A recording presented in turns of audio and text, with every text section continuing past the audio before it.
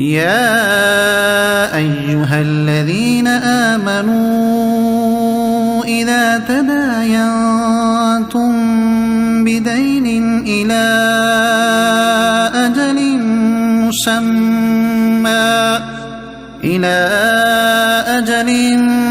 مسمى فاكتبوه وليكتب بينكم كاتب بالعدل ولا يأب كاتب أن يكتب كما علمه الله فليكتب وليملل الذي عليه الحق وليتق الله ربه ولا يبخس منه شيئا فإن كان الذي عليه الحق سفيها أو ضعيفا أو لا يستطيع أن يمل هو فليملل وليه بالعدل واستشهدوا شهيدين من رجالكم فإن لم يكونا رجلين فرجل وامرأتان ممن ترضون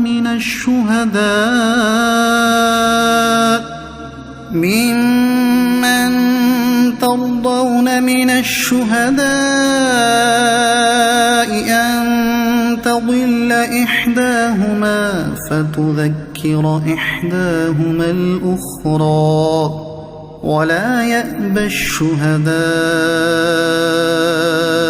إذا ما دعوا ولا تسأموا أن تكتبوه صغيرا أو كبيرا إلى أجله ذلكم أقسط عند الله وأقوم للشهادة وأدنى ألا ترتابوا إلا أن تكون تجارة حاضرة تديرونها بينكم فليس عليكم جناح ألا تكتبوها وأشهدوا إذا تبايعتم ولا يضار كاتب ولا شهيد وإن تفعلوا فإنه فسوق بكم واتقوا الله ويعلمكم الله واللہ بکل شیء علیم۔ ترجمہ: اے ایمان والو، جب تم ایک مقرر مدت تک کسی قرض کا لین دین کرو تو اسے لکھ لیا کرو، اور تمہارے درمیان کسی لکھنے والے کو انصاف کے ساتھ معاہدہ لکھنا چاہیے، اور لکھنے والا لکھنے سے انکار نہ کرے، جیسا کہ اسے اللہ نے سکھایا ہے تو اسے لکھ دینا چاہیے، اور جس شخص پر حق لازم آتا ہے وہ لکھاتا جائے، اور اللہ سے ڈرے جو اس کا رب ہے، اور اس حق میں سے کچھ کمی نہ کرے۔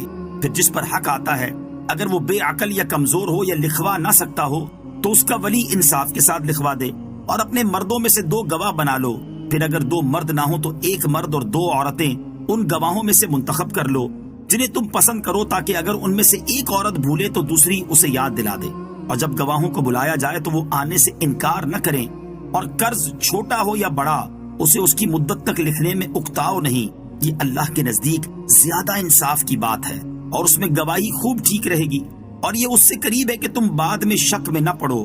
ہر معاہدہ لکھا کرو، مگر یہ کہ کوئی ہاتھوں ہاتھ سودا ہو جس کا تم آپس میں لین دین کرو تو اس کے نہ لکھنے میں تم پر کوئی حرج نہیں، اور جب خرید و فروخت کرو تو گواہ بنا لیا کرو، اور نہ کسی لکھنے والے کو کوئی نقصان پہنچایا جائے، اور نہ گواہ کو، اور نہ لکھنے والا کوئی نقصان پہنچائے اور نہ گواہ، اور اگر تم ایسا کرو گے تو یہ تمہاری نافرمانی ہوگی، اور اللہ سے ڈرو، اور اللہ تمہیں سکھاتا ہے، اور اللہ سب کچھ جانتا ہے۔ اذا تداینتم بدین الی اجل مسمی، جب تم ایک مقرر مدت تک کسی قرض کا لین دین کرو۔ اس آیت میں تجارت اور باہمی لین کے دین کا اہم اصول بیان کیا گیا ہے۔ اور مجموعی طور پر آیت میں یہ احکام دیے گئے ہیں۔ نمبر 1، جب ادھار کا کوئی معاملہ ہو، خواہ قرض کا لین دین ہو یا خرید و فروخت کا، رقم پہلے دی ہو اور مال بعد میں لینا ہے، یا مال ادھار پر دے دیا اور رقم بعد میں وصول کرنی ہے، یوں ہی دکان یا مکان کرائے پر لیتے ہوئے ایڈوانس یا کرائے کا معاملہ ہو، اس طرح کی تمام صورتوں میں معاہدہ لکھ لینا چاہیے۔ یہ حکم واجب نہیں، لیکن اس پر عمل کرنا بہت سی تکالیف سے بچاتا ہے۔ ہمارے زمانے میں تو اس حکم پر عمل کرنا انتہائی اہم ہو چکا ہے، کیونکہ دوسروں کا مال دبا لینا، معاہدوں سے مکر جانا اور کوئی ثبوت نہ ہونے کی صورت میں اصل رقم کے لازم ہونے سے انکار کرنا ہر طرف عام ہو چکا ہے۔ لہٰذا جو اپنی عافیت چاہتا ہے وہ اس حکم پر ضرور عمل کرے، ورنہ بعد میں صرف پچھتانا ہی نصیب ہوگا۔ اسی لیے آیت کے درمیان میں فرمایا کہ اور قرض چھوٹا ہو یا بڑا، اسے اس کی مدت تک لکھنے میں اکتاؤ نہیں۔ نمبر 2، معاہدہ انصاف کے ساتھ لکھنا چاہیے، کسی قسم کی کوئی کمی بیشی یا ہیرا پھیری نہ کی جائے۔ ان پڑھ آدمی کے ساتھ اس چیز کا زیادہ اندیشہ ہوتا ہے۔ نمبر 3، اگر کسی کو خود لکھنا نہیں آتا، بچہ ہے یا انتہائی بوڑھا یا نابینا وغیرہ، تو دوسرے سے لکھوا لے، اور جسے لکھنے کا کہا جائے اسے لکھنے سے انکار نہیں کرنا چاہیے، کیونکہ یہ لکھنا لوگوں کی مدد کرنا ہے اور لکھنے والے کا اس میں کوئی نقصان بھی نہیں، تو مفت کا ثواب کیوں چھوڑے۔ نمبر 4، لکھنے میں یہ چاہیے کہ جس پر ادائیگی لازم آ رہی ہے وہ لکھے یا وہ لکھوائے۔ نمبر 5، لین دین کا معاہدہ لکھنے کے بعد اس پر گواہ بھی بنا لینے چاہیے تاکہ بوقت ضرورت کام آئے۔ گواہ 2 مرد یا 1 مرد اور 2 عورتیں ہونی چاہیے۔ نمبر 6، گزشتہ احکام قرض اور ادھار کے حوالے سے تھے۔ اگر ہاتھوں ہاتھ کا معاملہ ہے، یعنی رقم دی اور سودا لے لیا، تو اس میں لکھنے کی حاجت نہیں۔ جیسے عموماً دکانوں پر جا کر ہم رقم دے کر چیز خرید لیتے ہیں اور وہاں لکھا نہیں جاتا۔ ہاں، اپنے حساب کتاب کے لیے بل وغیرہ بنا لینا مناسب ہے۔ یوں ہی کوئی چیز وارنٹی پر ہوتی ہے تو بل بنوایا جاتا ہے کہ بعد میں اسی کی بنیاد پر وارنٹی استعمال ہوتی ہے۔ نمبر 7، آیت میں لفظ یودور آیا ہے۔ عربی کے اعتبار سے اسے معروف اور مجہول دونوں معنوں میں لیا جا سکتا ہے۔ ایک صورت یعنی مجہول کے اعتبار سے معنی ہوگا کہ کاتبوں اور گواہوں کو ضرر یعنی نقصان نہ پہنچایا جائے۔ اس کی صورت یہ ہو سکتی ہے کہ کاتب اور گواہ اپنی ضرورتوں میں مشغول ہوں تو انہیں اس وقت لکھنے پر مجبور کیا جائے، ان سے ان کا کام چھڑوایا جائے، یا کاتب کو لکھنے کا معاوضہ نہ دیا جائے، یا گواہ دوسرے شہر سے آیا ہو اور اسے سفر کا خرچہ نہ دیا جائے۔ دوسری صورت یعنی معروف پڑھنے میں معنی یہ ہوگا کہ کاتب اور گواہ لین دین کرنے والوں کو نقصان نہ پہنچائیں۔ اس کی صورت یہ ہوگی کہ فرصت اور فراغت کے باوجود نہ آئیں یا لکھنے میں کوئی گڑبڑ کریں۔ نمبر 8، آیت کے اس حصے وَأَشْهِدُوا إِذَا تَبَايَعْتُمْ میں خرید و فروخت کرتے ہوئے گواہ بنا لینے کا حکم ہے، اور یہ حکم مستحب ہے۔ گواہی کے احکام، یہاں آیت میں گواہ کا مسئلہ بھی بیان کیا گیا ہے۔ اس کی مناسبت سے گواہی کے چند احکام بیان کیے جاتے ہیں۔ نمبر 1، گواہ کے لیے آزاد، عاقل، بالغ اور مسلمان ہونا شرط ہے۔ کفار کی گواہی صرف کفار پر مقبول ہے۔ نمبر 2، تنہا عورتوں کی گواہی معتبر نہیں، خواہ وہ 4 ہی کیوں نہ ہوں، مگر وہ معاملات جن پر مرد مطلع نہیں ہو سکتے، جیسا کہ بچہ جننا اور عورتوں کے خاص معاملات، ان میں ایک عورت کی گواہی بھی مقبول ہے۔ نمبر 3، حدود و قصاص میں عورتوں کی گواہی بالکل معتبر نہیں، صرف مردوں کی شہادت ضروری ہے۔ اس کے سوا اور معاملات میں 1 مرد اور 2 عورتوں کی گواہی بھی مقبول ہے۔ گواہی دینا فرض اور چھپانا ناجائز ہے۔ اس آیت میں فرمایا گیا کہ جب گواہوں کو بلایا جائے تو وہ انکار نہ کرے۔ اس سے معلوم ہوا کہ گواہی دینا فرض ہے، لہٰذا جب مدعی گواہوں کو طلب کرے تو انہیں گواہی کا چھپانا جائز نہیں۔ یہ حکم حدود کے سوا اور معاملات میں ہے۔ حدود میں گواہ کو بتانے اور چھپانے دونوں کا اختیار ہے، بلکہ چھپانا افضل ہے۔ ابن ماجہ کی حدیث ہے، حضرت ابو ہریرہ رضی اللہ تعالیٰ عنہ سے مروی حدیث شریف میں ہے کہ سرکار دو عالم صلی اللہ تعالیٰ علیہ وسلم نے فرمایا، جو مسلمان کی پردہ پوشی کرے اللہ تبارک و تعالیٰ دنیا اور آخرت میں اس کی پردہ پوشی فرمائے گا۔ لیکن چوری کے معاملے میں مال لینے کی گواہی دینا واجب ہے تاکہ جس کا مال چوری کیا گیا ہے اس کا حق تلف نہ ہو۔ البتہ گواہ اتنی احتیاط کر سکتا ہے کہ چوری کا لفظ نہ کہے اور گواہی میں یہ کہنے پر اکتفا کرے کہ یہ مال فلاں شخص نے لیا۔ وَإِن كُنتُمْ عَلَى سَفَرٍ وَلَمْ تَجِدُوا كَاتِبًا فَرِهَانٌ مَّقْبُوضَةٌ فَإِنْ أَمِنَ بَعْضُكُمْ بَعْضًا فَلْيُؤَدِّ الَّذِي اؤْتُمِنَ أَمَانَتَهُ وَلْيَتَّقِ اللَّهَ رَبَّهُ وَلَا تَكْتُمُوا الشَّهَادَةَ وَمَن يَكْتُمْهَا فَإِنَّهُ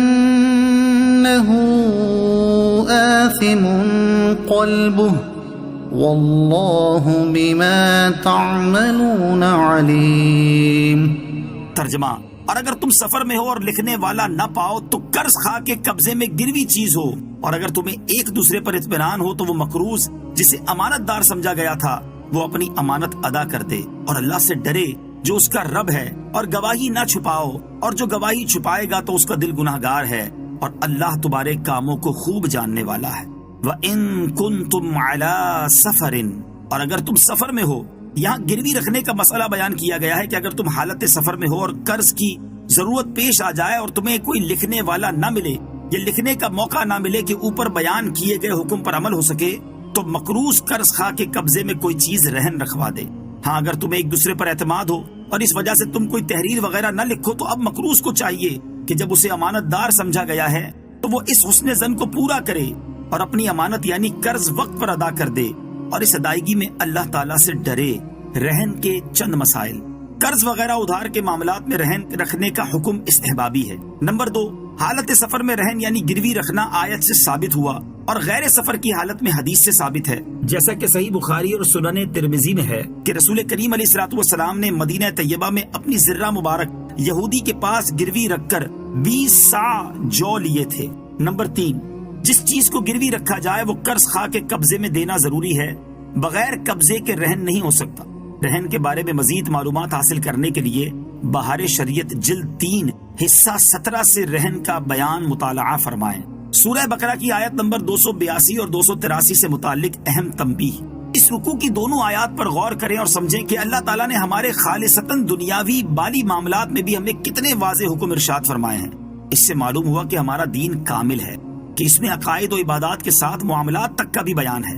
نیز یہ بھی معلوم ہوا کہ حقوق العباد نہایت اہم ہیں، کہ اللہ تعالیٰ نے نہایت وضاحت سے ان کا بیان فرمایا۔ نیز یہ بھی معلوم ہوا کہ شریعت کے احکام میں بے پناہ حکمتیں ہیں اور ان میں ہماری بہت زیادہ بھلائی ہے۔ چنانچہ اس آیت میں جتنا غور کریں اتنا ہی واضح ہوگا کہ کہاں کہاں اور کس کس طرح ہمیں اس حکم سے فائدہ ہو سکتا ہے۔ یہ بھی معلوم ہوا کہ لکھنا اور حساب کتاب کا علم سیکھنا بہت مفید ہے، لہٰذا اگر کوئی حسن نیت سے اکاؤنٹنگ کا علم سیکھتا ہے تو مستحق کے اجر ہے، جبکہ سود وغیرہ کا حساب کتاب رکھنے سے احتراز کرے۔ وَلَا تَكْتُمُوا الشَّهَادَةَ، اور گواہی نہ چھپاؤ۔ گواہی سے متعلق چند احکام اوپر بیان ہوئے، یہاں صراحت سے بیان فرمایا کہ گواہی نہ چھپاؤ، کیونکہ گواہی کو چھپانا حرام اور دل کے گناہگار ہونے کی علامت ہے، کیونکہ اس میں صاحب حق کے حق کو ضائع کرنا پایا جاتا ہے۔ گواہی چھپانا کبیرہ گناہ ہے، چنانچہ حضرت عبداللہ ابن عباس رضی اللہ تعالیٰ عنہما سے ایک حدیث مروی ہے کہ کبیرہ گناہوں میں سب سے بڑا گناہ اللہ تعالیٰ کے ساتھ شریک کرنا اور جھوٹی گواہی دینا اور گواہی کو چھپانا ہے۔ للہ ما فی السماوات وما فی الارض وَإِن تُبْدُوا مَا فِي أَنفُسِكُمْ أَوْ تُخْفُوهُ يُحَاسِبْكُم بِهِ اللَّهُ فَيَغْفِرُ لِمَن يَشَاءُ وَيُعَذِّبُ مَن يَشَاءُ وَاللَّهُ عَلَى كُلِّ شَيْءٍ قَدِيرٌ۔ ترجمہ: جو کچھ آسمانوں میں ہے اور جو کچھ زمین میں ہے سب اللہ ہی کا ہے، اور جو کچھ تمہارے دل میں ہے اگر تم اسے ظاہر کرو یا چھپاؤ اللہ تم سے اس کا حساب لے گا، تو جسے چاہے گا بخش دے گا اور جسے چاہے گا سزا دے گا، اور اللہ ہر چیز پر قادر ہے۔ وَإِن تُبْدُوا مَا فِي أَنفُسِكُمْ، اور جو کچھ تمہارے دل میں ہے اگر تم اسے ظاہر کرو۔ انسان کے دل میں دو طرح کے خیالات آتے ہیں، ایک بطور وسوسہ کے اور ایک بطور عزم و ارادہ کے۔ وسوسوں سے دل کو خالی کرنا انسان کی قدرت میں نہیں، لیکن آدمی انہیں برا سمجھتا ہے اور اس پر عمل کرنے کا ارادہ نہیں کرتا۔ ان کو حدیث نفس اور وسوسہ کہتے ہیں، اس پر مواخذہ نہیں۔ بخاری اور مسلم کی حدیث میں ہے کہ سرکار دو عالم علیہ الصلوۃ والسلام نے ارشاد فرمایا کہ میری امت کے دلوں میں جو وسوسے آتے ہیں اللہ تعالیٰ ان سے تجاوز فرماتا ہے جب تک کہ وہ انہیں عمل میں نہ لائیں یا انہیں اپنے کلام میں نہ لائیں۔ یہ وسوسے اس آیت میں داخل نہیں۔ دوسرے وہ خیالات جن کو انسان اپنے دل میں جگہ دیتا ہے اور ان کو عمل میں لانے کا قصد و ارادہ کرتا ہے، ان پر مواخذہ ہوگا، اور انہی کا بیان اس آیت میں ہے کہ اپنے دلوں میں موجود چیز کو تم ظاہر کرو یا چھپاؤ اللہ تعالیٰ تمہارا ان پر محاسبہ فرمائے گا۔ حضرت علامہ شیخ عبدالحق محدث دہلوی رحمت اللہ تعالی علیہ فرماتے ہیں جو برا خیال دل میں بے اختیار اور اچانک آ جاتا ہے اسے حاجز کہتے ہیں. یہ آنی فانی ہوتا ہے، آیا اور گیا. یہ پچھلی امتوں پر بھی معاف تھا اور ہمیں بھی معاف ہے، لیکن جو دل میں باقی رہ جائے وہ ہم پر معاف ہے، پچھلی امتوں پر معاف نہ تھا. اگر اس برے خیال کے ساتھ دل میں لذت اور خوشی پیدا ہو تو اسے ہم کہتے ہیں، اس پر بھی پکڑ نہیں. اور اگر ساتھ ہی کر گزرنے کا پختہ ارادہ بھی ہو تو وہ عزم ہے، اس کی پکڑ ہے. کفر اور گناہ کے عزم کا شرعی حکم. یاد رہے کہ کفر کا عزم کرنا کفر ہے، لہذا اگر کسی نے 100 سال بعد بھی کفر کرنے کا ارادہ کیا وہ ارادہ کرتے ہی کافر ہو جائے گا. اور گناہ میں حکم یہ ہے کہ گناہ کا عزم کر کے اگر آدمی ثابت رہے اور اس کا قصد و ارادہ رکھے لیکن اس گناہ کو عمل میں لانے کے اسباب اس کو میسر نہ آ سکیں اور وہ مجبوراً اس کو نہ کر سکے تو اکثر علماء کے نزدیک اس سے مواخذہ کیا جائے گا. امام ابو منصور ماتریدی رحمت اللہ تعالی کا یہی موقف ہے. اس کی ایک دلیل یہ آیت ہے. ترجمہ: بے شک جو لوگ چاہتے ہیں کہ مسلمانوں میں بے حیائی کی بات پھیلے ان کے لیے دنیا اور آخرت میں دردناک عذاب ہے. نیز اس کی دلیل وہ حدیث ہے جس میں فرمایا گیا کہ بندہ جس گناہ کا قصد کرتا ہے اگر وہ عمل میں نہ آئے جب بھی اس پر عتاب کیا جاتا ہے. ہاں اگر بندے نے کسی گناہ کا ارادہ کیا پھر اس پر نادم ہوا اور استغفار کیا تو اللہ تعالیٰ اس کو معاف فرمائے گا. شیطان کی انسان دشمنی. یاد رہے کہ انسان کے دل میں شیطان وسوسے ڈالتا ہے اور بعض اوقات یہ وسوسے اتنے خطرناک ہوتے ہیں کہ انسان کے لیے اپنا دین و ایمان بچانا مشکل ہو جاتا ہے. جیسے شیطان کبھی اللہ تعالیٰ کے بارے میں، کبھی تقدیر کے بارے میں، کبھی ایمانیات کے بارے میں، کبھی عبادات کے بارے میں، کبھی طہارت و پاکیزگی کے معاملات کے بارے میں اور کبھی طلاق کے بارے میں وسوسے ڈالتا رہتا ہے. حضرت یحییٰ بن معاذ رازی رحمت اللہ تعالی فرماتے ہیں شیطان فارغ ہے اور تم مشغول و مصروف ہو. شیطان تمہیں دیکھتا ہے مگر تم اسے نہیں دیکھ سکتے. تم شیطان کو بھولے بیٹھے ہو مگر وہ تمہیں برائی میں مبتلا کرنے سے نہیں بھولا. تمہارا نفس خود تمہارا دشمن و مخالف ہے اور شیطان کا مددگار ہے. اس لیے شیطان اور اس کے حامیوں سے جنگ کرنا اور انہیں مغلوب کرنا بہت ضروری ہے، ورنہ اس کے فتنہ و فساد اور اس کی ہلاکت و بربادی سے بچنا بہت مشکل ہے. سرورے دی لیجے اپنے ناتوانوں کی خبر، سرورے دی لیجے اپنے ناتوانوں کی خبر، نفس و شیطان سیدہ کب تک دباتے جائیں گے. آمن الرسول بما أنزل إليه من ربه والمؤمنون كل آمن بالله وملائكته وكتبه ورسله لا نفرق بين أحد من رسله وقالوا سمعنا وأطعنا غفرانك ربنا وإليك المصير. ترجمہ: رسول اس پر ایمان لایا جو اس کے رب کی طرف سے اس کی طرف نازل کیا گیا، اور مسلمان بھی سب اللہ پر اور اس کے فرشتوں اور اس کی کتابوں اور اس کے رسولوں پر یہ کہتے ہوئے ایمان لائے کہ ہم اس کے کسی رسول پر ایمان نہ لانے میں فرق نہیں کرتے. اور انہوں نے عرض کی اے ہمارے رب ہم نے سنا اور مانا اور ہم پر تیری معافی ہو اور تیری ہی طرف پھرنا ہے.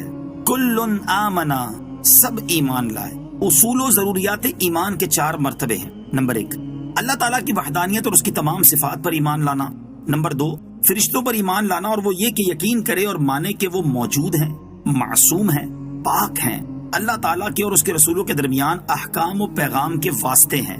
نمبر 3 اللہ تعالیٰ کی کتابوں پر ایمان لانا اور یہ عقیدہ رکھنا کہ جو کتابیں اللہ تعالیٰ نے نازل فرمائیں اور اپنے رسولوں کے پاس وحی کے ذریعے بھیجی وہ بے شک و شبہ سب حق اور سچ اور اللہ تعالیٰ کی طرف سے ہیں. اور قرآن کریم تغییر، تبدیل اور تحریف سے محفوظ ہے اور محکم و متشابہ پر مشتمل ہے. نمبر 4 رسولوں پر ایمان لانا اور یہ عقیدہ رکھنا کہ وہ اللہ تعالیٰ کے رسول ہیں جنہیں اس نے اپنے بندوں کی طرف بھیجا.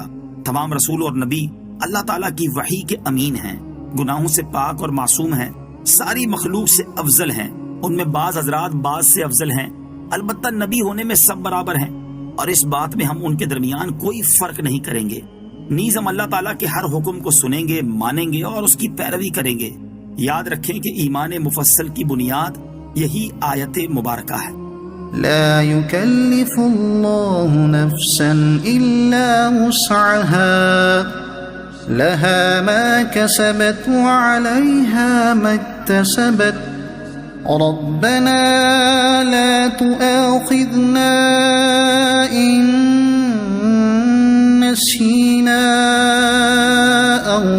أخطأنا ربنا ولا تحمل علينا إصرا كما حملته على الذين من قبلنا ربنا ولا تحملنا ما لا طاقة لنا به واعف عنا واغفر لنا وارحمنا أنت مولانا فانصرنا على القوم الكافرين.